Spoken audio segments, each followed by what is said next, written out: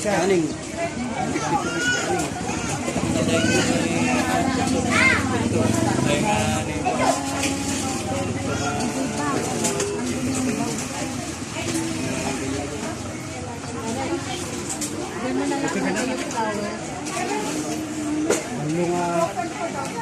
Stitches.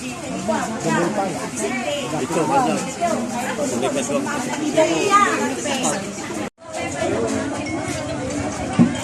Nahihig ko po yung mga parent family na dito kayo lahat.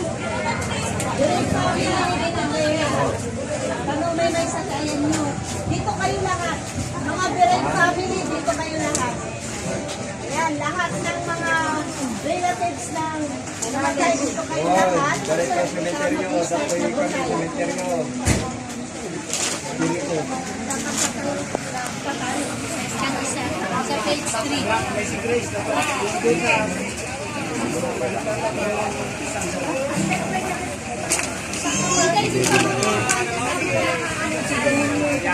Wala dati kami malang.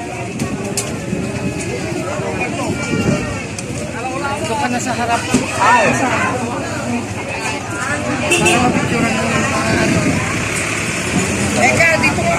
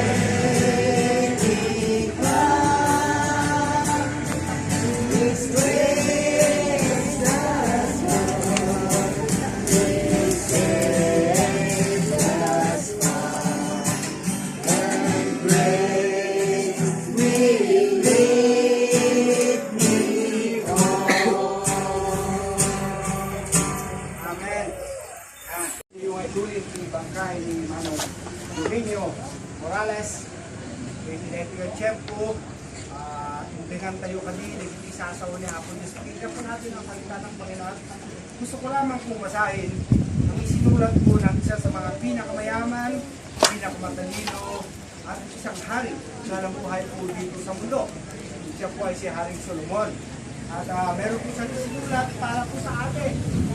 Kapatid, salamat na siya po ay ginamit ng Panginoon upang sa pamagitan po niya ay matuto po tayo sa mga katotohanan ng buhay. Pakita po natin kung sino po tayo talaga at ano tayo sa harapan ng Panginoon. At sa pamagitan po ng mga talatang sinulat ni Haring Solomon ay napakainam po na malaman po natin na merong Diyos na siyang tunay na nagpapakita ng lahat ng mga pagpapala at ganoon din po yung ating pwedeng pagkukuhan sa buhay. So dito po sa aklat ng Ecclesiastes sa mga ngaral, Kapitulo 12. Sabi po na dito, alalahanin mo ang lumikha sa iyo habang bata ka pa at bago dumating ang panahon na mga kahirapan ay masasabi mo, hindi ako masaya sa buhay ko. Alalahanin mo siya bago dumilim ang araw, ang buwan at ang mga bituin na parang matakpan ng makakapagaw na ulan. Darating ang araw na manginginig ang iyong mga bisig at manghihina ang iyong mga tuhod. Hindi ka na makakahuyang mabuti dahil ilan na ang iyong mga ngipin. At lalabo na rin ang iyong paningin. Ang tainga mo'y hindi na halos makarinig kahit ang ingay ng bilingan, uhuni ng mga ibon o mga awitin ay hindi na marinig. Matakot ka ng umakyat sa mga matataas na lugar o lumakad sa lansangan na nag-iisa. Puputi na ang iyong buhok, hindi ka na halos makalakad at mawalan na ng lahat ng iyong pagnanasa. Sa bandang huli, pupunta ka sa iyong tahanan walang hanggan at marami ang magluluksa para sa iyo sa mga lansangan. Kaya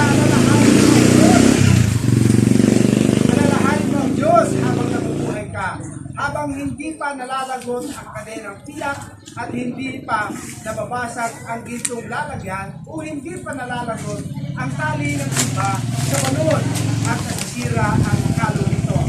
Kung magkagayon, babalik ka sa lupa kung saan ka nagmula at ang espiritu mo'y babalik sa Diyos na siyang nagbigay nito. Sinasabi ng mga ngaral, walang kabuluhan, tunay na walang kabuluhan ang lahat. Then, natanging Ang takay ka naman minsan.